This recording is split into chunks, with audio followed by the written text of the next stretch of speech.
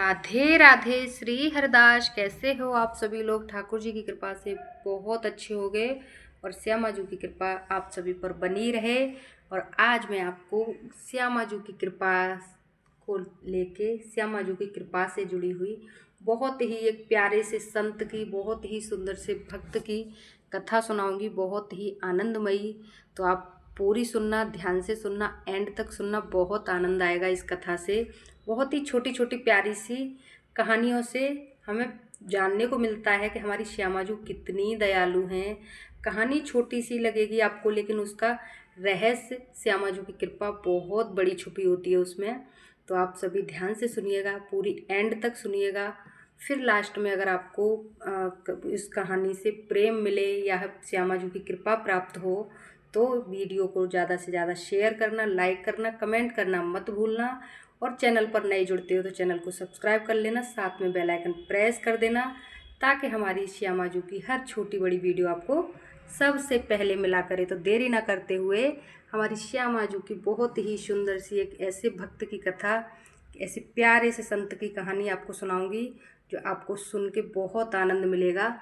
तो एक संत रहा करते थे वृंदावन में, संत रहा करते थे, बहुत बुजुर्ग संत थे। तो सुबह उठ के वो डेली झाड़ू लगाते थे, जिसको वृंदावन की भाषा में सोहनी कहते हैं, सोहनी करते थे। और वृंदावन में झाड़ू लगाते थे। आजकल झाड़ू नाम से सब जान जाएंगे, सोहनी नाम से किसी किसी को समझ आएगा, किसी किसी को नहीं आएगा। तो एक ऐसे महान संत थे जो सुबह उठ के डेली वृंदावन में झाड़ू लगाते थे। और झाड़ू को इस तरीके से लगाते थे, बहुत ही एक एक बारीकी से धरती को देख देख कर, पृथ्वी मैया को देख देख कर झाड़ू लगाते थे। क्योंकि कारण क्या था पृथ्वी मैया को देखने का, कि उस वृंदावन में जब रास होता है, हर रोज निधि वन के लिए हमारी श्यामा जी और हमारे ठाकुर जी निधि वन में रास रचाने के लिए डेली उसी रास्ते से निकलते थे जिस रास्ते पर वो संत झाड़ू लगाते थे। तो वो संत उस झाड़ू, उस पृथ्वी को ऐसे देख देख के झाड़ू लगाते थे कि कहीं मेरी लाडली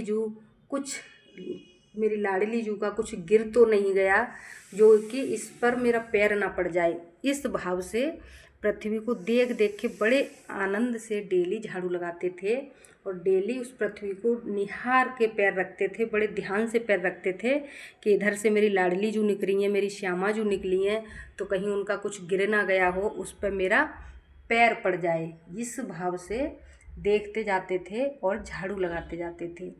श्यामा जू तो हम कहते हैं ना, हम और आप सभी को पता है कि श्यामा जू तो सबके दिल की बात जानती हैं कि कौन कैसा है, कौन कैसे भाव से उनकी सेवा करता है, या कोई किसका कैसा दिल है।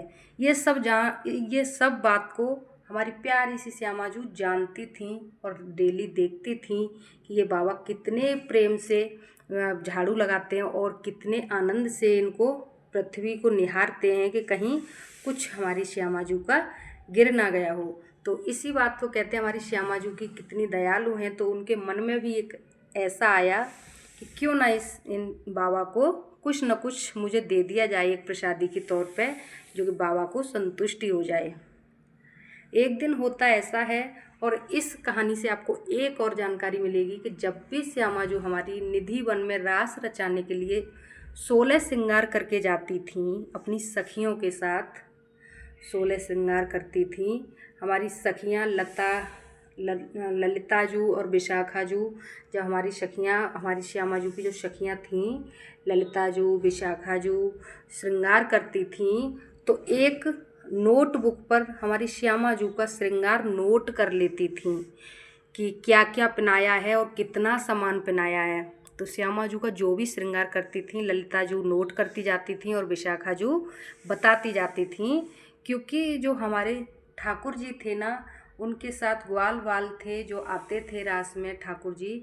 तो हमारी ललिता सखी और विशाखा सखी जो हमारी श्यामा जू की थीं, उनके अंदर ये भाव था कि नंद का लाला बड़ा छलिया है, बड़ा चटकीला है, तो कहीं हमारी श्यामा जू का कुछ श्रृंगार ले ना जाए। मतलब ऐसा प्रेम था उनका प्रभु के प्रति। तो वो एक एक श्रृंगार गिन गिन के श्यामा जू को पहनाती थी, तब अपना नोट करके रख देती थी नोटबुक में। जब आके जो श्रृंगार बढ़ाती थी तब भी वो नोट कर करके उसमें रखती थी कि कहीं कोई सामान गुम ना हो गया हो, इसलिए। तो श्यामा जू हमारी रास में से आ रही थी आके। और श्यामा जू एक चीज़ और पहनती थी श्रृंगार में, हाथों में जो कड़े होते हैं। तो जैसे ही सखियाँ श्रृंगार को बढ़ा रही हैं, श्यामा जू हमारी रास में से आके जैसे ही श्यामा जू की सखियाँ उनका श्रृंगार रख रही हैं और सारा नोट कर रही हैं सखियाँ, विशाखा जू और ललिता जू कह रही हैं कि सखी का एक श्यामा जू का, हमारी लाडली जू का नुपुर बोलते हैं जिसे, जो हमारी श्यामा जू के नाखून में पहना जाता है, यानी अंगूठे में पहना जाता है, जो असली हाथियों के दांतों से बना हुआ था। वो नुपुर बहुत कीमती था, इंद्रदेव ने दिया था, तो वो बहुत बहुत बहुत कीमती था वो नुपुर। तो वो नुपुर जब वो रास रचा के आ रही थी हमारी श्यामा जू, तो वो कहीं रास्ते में गिर गया। अब उसे कृपा कहें या फिर संत की कृपा कहें, संत का भाग्य कहें, तो वो नुपुर जाके उसी संत को मिल गया जो संत डेली झाड़ू लगाते थे, इसी आशा के साथ कि कभी तो लाडली जी इस रास्ते पे अपने अंग का कुछ तो मुझे निशानी छोड़ के जाएंगी जो मुझे मिलेगी प्रसाद में। तो वही नुपुर उन संत को मिल गया जो डेली झाड़ू लगाते थे। कहते ना, ये प्रभु पे भरोसा रखो, जिस चीज़ को लेके भरोसा रखेंगे हमारे प्रभु प्रिया प्रीतम वो भरोसा एक न एक दिन पूरा करते हैं। तो वो संत जी भी इसी उम्मीद के साथ झाड़ू लगाते थे कि कभी तो मेरी लाडली जू मेरे लिए कुछ तो निशानी छोड़ के जाएंगी इस राह पर। तो श्यामा जू का बस वही दिन आ चुका था। हमारी लाडली जू वो जो नुपुर था एक पैर में से गिरा गई या फिर गिर गया, कुछ भी कहें, तो वो नुपुर जाके उन्हीं संत को मिल गया। एक नुपुर तो था हमारी श्यामा जू के पैर में और एक नुपुर रास्ते में गिर गया। अब जैसे ही वो काउंट हो रहा है, आपको बताया था मैंने, जैसे भी श्रृंगार पहन के जाती थी श्यामा जू तब भी काउंट करके जाती थी, नोट करके जाती थी नोटबुक पर, और जब उनका बढ़ाया जाता था तब भी नोट कर करके ही रखा जाता था कि इस नंद के लाला का कोई भरोसा नहीं है, कब कितने खन कुछ श्यामा जू का गुम हो जाए तो उसी बहाने से हम सखियाँ श्यामा जू के जिनको प्रिया प्रीतम जी को ताना मार सकें। तो जैसे ही सारा श्रृंगार देखा तो उसमें एक नुपुर कम रह गया, नुपुर कम था श्रृंगार में। अब उन्होंने श्यामा जू से कहा, श्यामा जू, हे लाडली जू, आपका एक नुपुर नहीं मिल रहा है। श्यामा जू बोली कि क्या नुपुर नहीं मिल रहा है? कि हाँ, कि पता नहीं, हो सकता है कहीं गिर गया होगा, गिर जाने दो। श्यामा जू बोली कहीं गिर गया होगा, गिर जाने दो।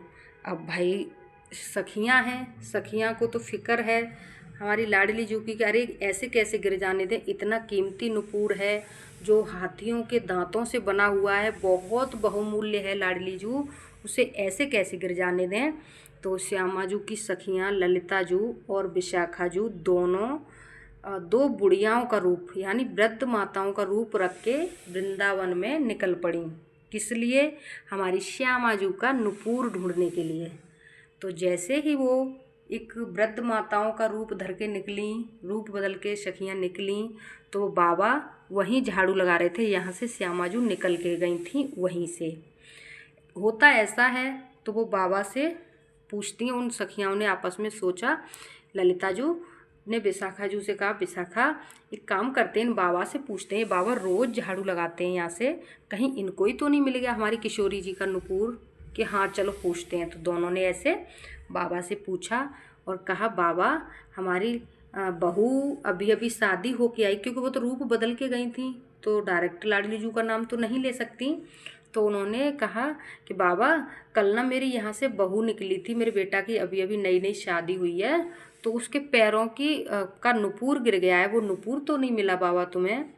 तो बाबा कहते हैं कि मैं कैसे मान लूँ वो नुपुर तुम्हारी ही बहू का था। अब वो कहते हैं सखियाँ, अरे बाबा हम जहाँ तक आई हैं अपने बहू का नुपुर ढूंढने आई हैं, तो हम झूठ बोलेंगी? हम तो हमारी बहू का गिर गया है तभी तो ढूंढने आई हैं, तो हम तो बाबा तो से यही पूछ रही हैं कि तुम मिलो तो ना है। तो बाबा बोले कि नुपुर तो मोको मिलो है, पर जेरो नुपुर, पर तुम ना एक काम करो, अगर तुम्हारी बहू को नुपुर खोयो होगो तो एक मेरे हाथ में और जाई को सेम दूसरो तुम्हारी बहू के पास होगो, तो तुम बहू को ले आओ और नुपुर को मैच करवा दो मोको बाप नुपुर से, और मैं दे दूँगो। मतलब उनकी भाषा में ऐसे कहा कि एक मुँह पे नुपुर है, एक तुम्हारे पास होगा, तुम्हारी बहू के पास, तो अपनी बहू को ले आओ, मैं उस नुपुर से इस नुपुर को मैच कर लूँगा और तुम्हारा तुम्हें दे दूँगा। तो वो बोली सखियाँ, देख बाबा बुढ़ापे पे बाबा बौरा रहो है, ऐसे बोली, वृंदावन की भाषा में ऐसे ही बोले, आपको सुनने में अजीब लग रहा होगा। ये बाबा हमारी नई नौसरी बहू को हम तेरे पास लेके आए तब तो नुपुर दें, देख बाबा कैसा दिमाग चला रहा है, ऐसी भाषा बोल के। पर बाबा जान चुके थे कि ये नुपुर मेरी श्यामा जू का ही है, ये नुपुर मेरी किशोरी जी का ही है। तो उन्होंने कहा कि तो तुमको लग रही है कि मैं बहू को तुम्हारी को बुलावा चाह रहा हूँ, तो फिर रहन दो, तुम तो बहुत पैसा वाई हो और नुपुर खरीद लियो दूसरा, ले जाओ जमुई पे रहन दो। बाबा ने यूँ कह दी। अब वो सखियाँ दोनों चिंता को लेके चली गई अपने किशोरी जी के पास कि जी बाबा न देने को। अब जाके दोनों चिंतित हो गई आपस में दोनों सखियाँ, पर किशोरी जी को नहीं बताया। अब चिंता में हो गई तो किशोरी जी तो घट वासी हैं, सबकी हृदय की बात जानती हैं, और सच तो ये था कि किशोरी जी खुद उन बाबा के पास जाना चाहती थीं, क्योंकि उन बाबा की इच्छा थी कि एक बार किशोरी से मिलने। तो किशोरी जी तो हमारी हैं ही इतनी दयालु, जो अपने भक्तों पर कृपा बरसाती हैं तो बूंद बूंद नहीं बरसाती, पूरा सागर बरसा देती हैं। तो सखियों से बोली कि सखियों अब क्यों परेशान हो रही हो, ऐसे चिंतित क्यों दिख रही हो? तो सखियाँ बोली, ललिता जू और विशाखा जू, कि क्या बताऊँ मैं किशोरी जी, हे लाडली जू, तुम्हारा नुपुर गिर गया था ना, तो हम दोनों ऐसे ही रूप बदल के गए ढूंढने, वहाँ पे एक बाबा मिलो रास्ते में, और वो बाबा पे नुपुर है, पर वो नुपुर दे ना रहे हो, वो कह रहा है कि अपनी बहू को लेके आओ पहले, तब हम तुम्हें जो नुपुर देंगे। तो किशोरी जी कहती हैं, अरे जहाँ में चिंता वाली का बात है, तो तुम दोनों चलो, मुझको ले चलो बाबा के पास, बाबा के पास, और मेरा नुपुर दिखा दो, मैच करा दो, और नुपुर दूसरों ले आएंगे वहाँ से बिन बाबा से। जहाँ में इतनी सोचने वाली का बात है। अब तो भैया हमारी ललिता जू विशाखा जू समझ गई कि ये लाडली जू की ही कुछ कृपा है, कुछ लीला है, हमारी किशोरी जी की ही कृपा है, जो कि उन बाबा को दर्शन देना चाहती हैं, वो हमसे कहना नहीं चाह रही हैं सीधी सीधी। तो इसलिए इन्होंने जानबूझ के नुपुर छोड़ा था कि उस बहाने से हम उस संत बाबा को दर्शन दे पाएँ, हमारी लाडली जू। तो इन्हीं की इच्छा है, बस ये हमसे ही डायरेक्ट कहलवाना चाह रही हैं कि चलो किशोरी जी तुमको ले चले हम उस बाबा के पास। तो किशोरी जी चल देती हैं और सखियाँ लेके चल देती हैं खुशी खुशी कि चलो किशोरी, जब तुम्हारी ही इच्छा है किशोरी जी, तो हम उसमें क्या कर सकते हैं। पर एक बात और बता दूं आपको, अगर हमारी किशोरी जी की कृपा पानी है, हमारी किशोरी जी का प्रेम पाना है, तो सखियाओं से पहले इजाज़त लेनी पड़ेगी, सखियाओं से पहले प्यार करना पड़ेगा ललिता जू और विशाखा जू से, जो हमारी श्यामा जू की अष्ट सखियां हैं ना, उनका प्यार पा लिया तो समझो किशोरी जी की कृपा अपने आप मिल जाएगी आपको। तो पहले श्यामा जू की सखियों से प्यार करें, फिर उन्हीं की इजाज़त मिलेगी, तभी हमें श्यामा जू की कृपा मिल पाएगी। जैसे श्यामा जू की कृपा से श्यामा जू की इजाज़त होगी तो ठाकुर जी अपने आप चले आएंगे, और जब इन सखियाओं की इजाज़त होगी तो श्यामा जू हमारी हमें मिल पाएंगी। तो पहले सखियों को मनाएं, अष्ट सखियों को, फिर हमारी नौमी श्यामा जू अपने आप हो जाएंगी, और जब हमारी श्यामा जू अपने आप हो जाएंगी तो हमारे घनश्याम जी तो अपने आप चले जाएंगे, हमारे पास दौड़े चले आएंगे। तो कहानी तो वहीं रह गई, फिर मैं कहाँ बता रही थी आपको, हाँ, फिर सखियाँ हमारी किशोरी जी को लेके उन बाबा के पास चल दी। तो जैसे ही बाबा के पास पहुंची तो बाबा तो सब समझ चुके थे कि हमारी नुपुर हमारी किशोरी जी का ही है, किसी और का नहीं है, और उनकी तो यही इच्छा थी कि किशोरी जी एक बार किसी न किसी बहाने से मुझे दर्शन दे दे। बस उसकी यही अंतिम और पहली इच्छा थी कि बस किशोरी जी का किसी भी तरीके से दर्शन पाना। तो जैसे ही किशोरी जी लेके बाबा के पास पहुंची और बाबा से कहा, बाबा देख हम अपनी बहुएं लेके आ गए हैं और हमारी बहू को जल्दी से तो बिना घूंघट देख मुँह खोल देखें हमारी बहू को नुपुर दे दे बाबा, और हमारी नुपुर बहू पे ये नुपुर है और देख जल्दी से और दे दें। वो नुपुर किशोरी जी के निकाल के पैर से किशोरी जी से और बाबा के पास सखियाँ लेके आई। किशोरी जी को थोड़ा सा दूर खड़ा कर दिया, थोड़ा सा दूर खड़ा कर दिया। जैसे कहते हैं ना कि नई नवेली बहू है तो तुम थोड़ा दूर खड़ी हो जाओ, तब तक हम अपना काम कर लेते हैं जो करना था। तो वैसे ही वो दोनों सखियाँ नुपुर लेके आ गईं, दूसरा वाला जो किशोरी जी के पास था वो वाला, और उससे मैच करने के लिए बाबा को दिखाने लग गई। बाबा बोले कि नहीं, मैं तो जिसने पहने थे ये उसी को दूंगा, उसी के पैर में पहनाऊंगा, क्योंकि वो जान चुके थे पूरी तरह बाबा कि ये मेरी किशोरी जी का ही है। तो वो तो किशोरी जी का चेहरा नहीं देखना चाह रहे थे, वो तो किशोरी जी के चरण स्पर्श करना चाह रहे थे। अपने आप को भाग्यशाली सौभाग्यशाली समझना चाह रहे थे कि मुझे इतना सौभाग्य मिल जाए कि मैं किशोरी जी के चरण छू लूँ, चरण पकड़ लूँ। जिसको किशोरी जी के चरण मिल गए तो समझ लो फिर उसे कुछ भी नहीं चाहिए, सिर्फ और सिर्फ किशोरी जी के चरण मिल जाएं, इससे बड़ी कोई सौभाग्य की बात नहीं है। जन्म जन्मांतर में इससे बड़ा कोई सौभाग्य नहीं है। तो फिर वो किशोरी जी भी समझ चुकी थी कि बाबा बहुत ज़िद्दी हैं, बहुत, और ये बिल्कुल मेरे बिना दर्शन कर, मेरे बिना चरण छुए नुपुर नहीं देंगे। तो किशोरी जी सखियों के साथ आ गईं और किशोरी जी बाबा के चरण सामने खड़ी हो गईं, और बाबा ने ऊपर तो गर्दन भी नहीं करी, बस चरणों में ही स्पर्श किया। और मन ही मन में बाबा श्यामाजू से बात कर रहे हैं कि हे किशोरी जी, मैं जान चुका था कि नुपुर तुम्हारा ही है, मुझे तो बस आपके चरण स्पर्श करने थे बस। और मन ही मन उन चरणों से ही बाबा बात कर रहे हैं। और कहते हैं ना, भक्त और भगवान की बात दोनों ही समझते हैं और तीसरा कोई नहीं समझ सकता। तो किशोरी जी भी कह रही हैं मानो कि मैं भी बाबा तुम्हें ही दर्शन देने के लिए, तुम्हें ही चरण स्पर्श कराने के लिए मैंने ये लीला करी थी। मेरा कोई नुपुर नहीं खोया था, मैंने तुम्हारे लिए जानबूझ के डाला था। मन ही मन में भक्त और भगवान की बात हो रही है। और किशोरी जी के बाबा ने चरण स्पर्श किए और उन्होंने बस यही इच्छा मांगी किशोरी जी से कि हे किशोरी जी, बस अब मुझे कुछ और जन्म नहीं चाहिए और मुझे कुछ नहीं चाहिए, बस अपने चरणों में जगह दे दो, अपने ही चरणों में जगह दे दो, इसके अलावा मुझे कुछ भी नहीं चाहिए। उन बाबा ने वहीं पर अपना शरीर छोड़ दिया और आत्मा परमात्मा में मिल गई हमारी श्यामाजू में। तो बाबा की कहानी यहीं पर ख़त्म हो गई। और वो बाबा कितने लकी रहे होंगे जिनको श्यामाजू के चरण स्पर्श को मिले, चरण का चरणामृत मिला। तो इन बाबा की धन्य हो गई झाड़ू सेवा, जो सुबह उठ के इसी इच्छा से हम और आप सभी भले ही कलयुग में जी रहे हैं, पर सुबह उठ के जब हम उठते हैं ना, पृथ्वी मैया के पैर छूते हैं, तो पृथ्वी मैया के पैर छूते टाइम प्रभु से, चाहे हमारी श्यामाजू से, चाहे हमारे ठाकुर जी से, किसी भी भगवान जी को मानते हो आप, चाहे भोले बाबा को, चाहे किसी को भी, बस सुबह उठ के एक प्रभु के लिए इच्छा रखनी चाहिए आपको। जैसे कि मैं आपको फॉर एग्जांपल बता दूं, जैसे आपकी इच्छा है कि प्रभु को पाना है या प्रभु के दर्शन पाने हैं, प्रभु के लिए ही और प्रभु को ही इच्छा हो, प्रभु को ही समर्पित हो, दुनिया वालों को नहीं। अगर आप सुबह उठ के डेली ये प्रार्थना प्रभु से करेंगे, हल्की सी बिल्कुल 1 मिनट या 2 मिनट उठ के, तो वो दिन भी आपका शुरू होगा, बहुत अच्छी शुरुआत से शुरू होगा। और वही सुबह की हर रोज़ की प्रार्थना एक न एक दिन आपको प्रभु से मिला देगी। ये बात ध्यान रखें और अपने दिमाग में रखें।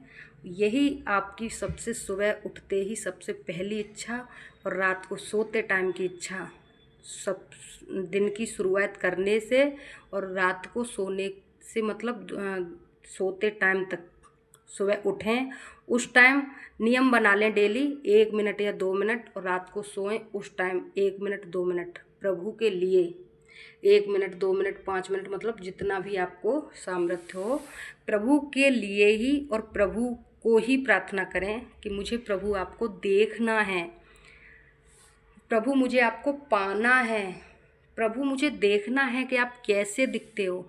अगर आप सुबह 2 मिनट, शाम को 2 मिनट, यानी 24 घंटे में अगर 4 मिनट भी प्रभु को इस भाव से देते हो डेली नियम से, तो यकीन मानिए एक न एक दिन, कितनी भी आपकी ज़िंदगी हो, उस ज़िंदगी में आपको एक न एक दिन तो प्रभु आपको कुछ न कुछ ज़रूर एहसास दिलाएंगे। मीन्स कहने का मतलब ये है कि प्रभु एक न एक दिन तुम्हारी वो अभिलाषा, वो इच्छा ज़रूर पूरी करेंगे। कलयुग में भी, आज भी कलयुग में तो प्रभु को पाना और आसान है। भले ही आप मैं ये नहीं कहती कि प्रभु आपके सामने चतुर्भुज रूप में आके खड़े हो जाएंगे, विष्णु भगवान रूप में या ठाकुर जी रूप में या भोले बाबा रूप में, पर आपको एक एहसास ज़रूर दिलाएंगे कि हाँ, आपकी हर रोज़ की प्रार्थना प्रभु स्वीकार कर रहे हैं, प्रभु सुन रहे हैं। बस आपको एहसास दिलाने का मौका ढूंढ रहे हैं। बस आपको पहचानना आपकी ऊपर है कि प्रभु को आप पहचान पाओ ना पहचान पाओ, पर प्रभु आपको एहसास तो ज़रूर दिलाएंगे। कहते हैं ना, पता नहीं किस रूप में नारायण मिल जाएं। तो उन संत की कथा यहीं पर समाप्त हो गई थी। उन्हें उनकी किशोरी जी के चरण मिल गए थे, जो उनकी इच्छा थी, अभिलाषा थी। प्रभु से प्रार्थना प्रभु के लिए ही करें। इस टॉपिक पे मैं फिर कभी वीडियो सुनाऊंगी, क्योंकि ये कथा सुनाऊंगी, क्योंकि आज बहुत बड़ी हो गई हमारे संत बाबा से लेके, तो बहुत आनंदमयी थी। प्रभु प्रेमी को तो बहुत आनंद आएगा, बाकी के किसी को बस चाहे बकवास लगे चाहे कहानी लगे, अपना अपना भाव है, अपनी अपनी इच्छा है। प्रभु के प्रति भाव रख के सुनोगे तो इस कथा में आपको बहुत कुछ मिलेगा सुनने को और आनंद मिलेगा। और बस ऐसे ही स्टोरी जानोगे तो कुछ नहीं मिलेगा। और इस वीडियो को मैं करूँगी यहीं पर एंड, मिलूँगी नेक्स्ट वीडियो में। तब तक के लिए राधे राधे, हरे कृष्णा। आप सभी अपना ध्यान रखें और प्रभु से जुड़ने के लिए चैनल को सब्सक्राइब करें, बेल आइकन प्रेस करें, ताकि आपको हर छोटी बड़ी वीडियो सबसे पहले मिला करे। राधे राधे, हरि बोल। Thanks for watching.